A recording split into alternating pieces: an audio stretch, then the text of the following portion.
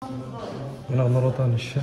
Саламатсыз ба? Саламатсыз ба? Осы зал. Қазір жиналыс болады. Сосын ары қарай көреміз. Ахмет, сосын Мөлдіргөз қоғам, бірлестік қоғамдарының филиалдары ашылып, күні бүгінге жұмыстарын жүргізіп жатыр. Енді аудан көлеміндегі мүмкіндігі шектеулі жандарға келетін болса, күні бүгінге бізде 1527 мүгедектігі бар мүмкіндігі шектеулі жандар бар. Оның ішінде 182-сі бірден 7 жасқа, 16 жасқа дейінгі балалар, қалғандары бірінші, екінші, үшінші топ мүгедектері. Жалпы жағдай үкімет тарапынан, әкімшілік тарапынан жалпы мүмкіндігі шектеулі жандарға жағдай жасалып жатыр. Жұмысқа кіргізу мәселесі, мүгедектігі бар банағы адамдарға заттарын алып беру мәселесі өздеріңіз білесіз, әлеуметтік парктар арқылы жүріп жатыр. Өздеріне таңдауға мүмкіндік берілді. Қазір бөлімде бұрыш ашылып, егерде банағы ИПР-на назначение берген заттарын таңдай алмайтын болса, үйде біз көмекке келіп, біздің маман прикрепить етіп қойдық, сол маман таңдап беруға мүмкіндік жасап жатыр. Күні бүгінге банағы ИПР-дің орындалысы күні бүгінге 76%. Оның ішінде қазір орындалмай тұрған санатория емдеу сауықтыру орнына баратын, ол банағы заявкілерін заказбен алып, қазір күзге көбі сентябрь, октябрь, ноябрьге заказ беріп қойды, соған байланысты биыл біз 90%-мен шығамыз деп жоспарлап отыр. Енді мына жерде жалпы осындай кездесулер бізде жалпы не болады? 4 рет, биылдың өзінде біз 4 рет кездесу өткіздік, оның ішінде 2 рет аудан әкімінің өзінің қатысуымен болды жиналыс. Ол жерде банағыдай проблемалық мәселелер тыңдалды, мынандай доклад оқылған жоқ. Тек проблемалық қазіргі қандай проблема шешілмей жатыр, сол бағыттағы жағдайларын айтты. Оның ішінде көбінікі тұрғын үй ала алмаймыз деп, көбі бана медицина саласына. Осындай бір-екі азамат бар, жұмысқа банағы тұра алмай жүрген. Осы бағыттағы сұрақтар қойылды.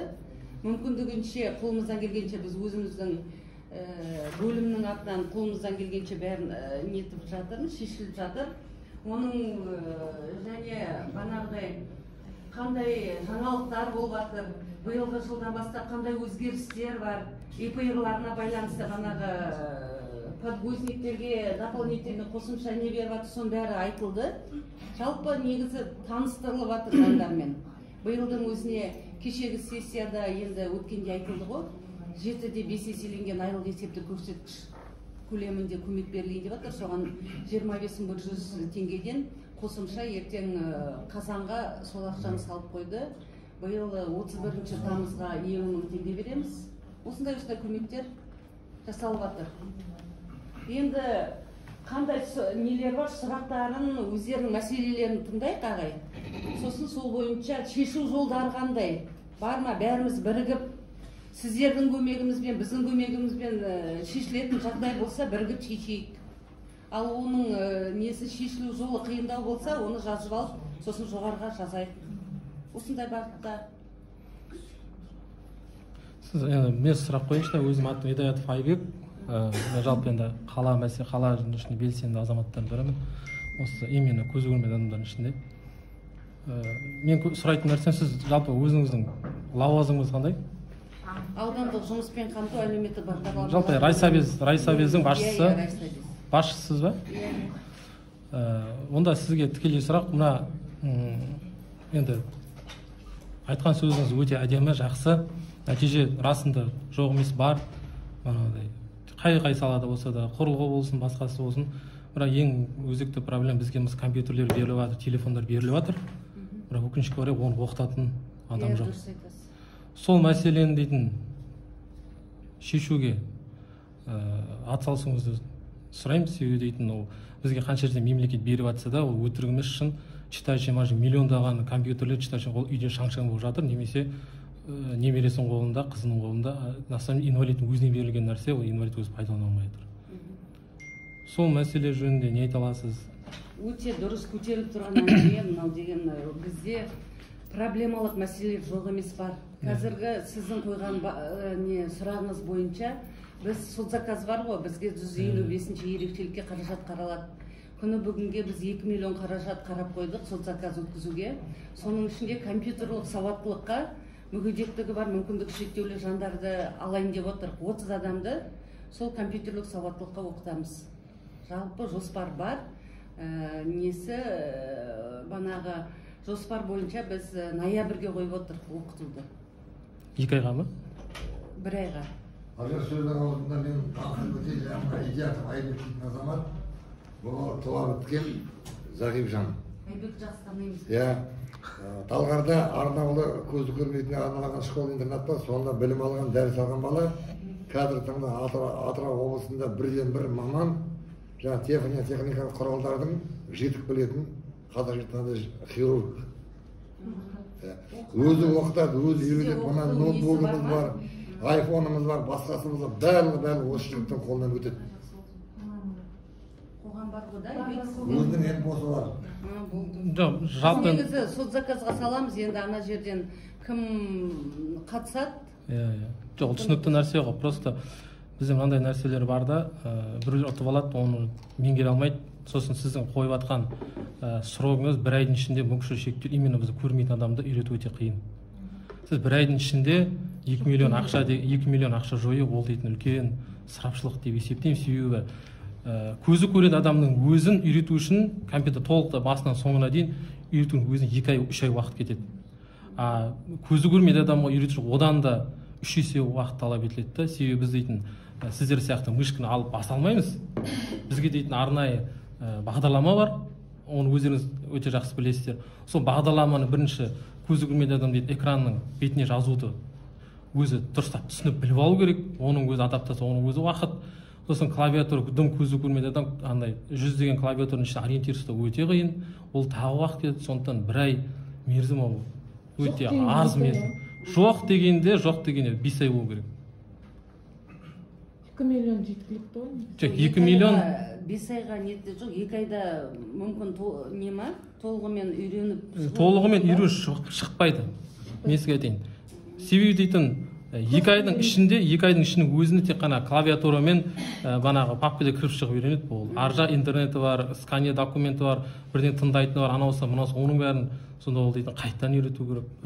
Ондықтан мен просто ұсынысым, осы жылы егер де мысалы соны тығыз болып қойса, осы жылы одан да босамыз ақшаны сұрап қылмай, келесі жылға 5-6 айға 30 адамды салсаңыздар, ол нәтиже жақсырақ болады. Уже осы жылға сұранып қойған ақшаны қайтарып алады осы нетіп? Бюджетке қайтарамыз ғой. Сол айтамын, қайтарып, келесі жылға сұрап 5 ай, 6 ай сол мерзімге жарияласаңыздар, ол нәтиже жақсы болады да. Жоқ, былай мысалы қара 2 миллион беріп тұр екен, ноябрь, декабрьде оқытып, сол сумманы ар жағынан қайттан жалғастыруға болмай ма солай? Болады. Егер де мысалы сіздер қайтарыла берсін пускай. Солай болады ғой.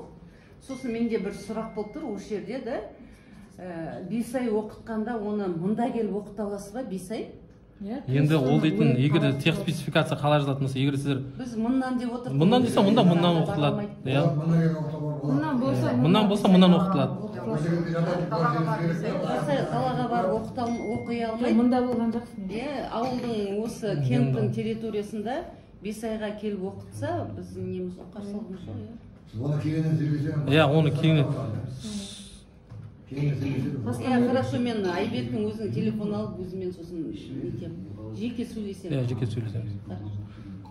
Сосын тағы сұрақтың бірі, қолжетімді орта. Мысалы, қазір бізде мемлекеттер көп көңіл бөледі қолжетімді орта, кедергісіз болашақ, тағы да басқа.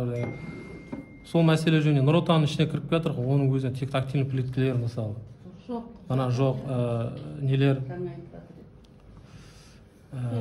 жазылтан тақтайшалар мысалы, ондайлар біз қарастырылмын. Хотя Аманат партиясы ең алғыр мысалы қарағанда үлгілі біткістар партиялардың бірі болып есептеледі қазіргі таңда.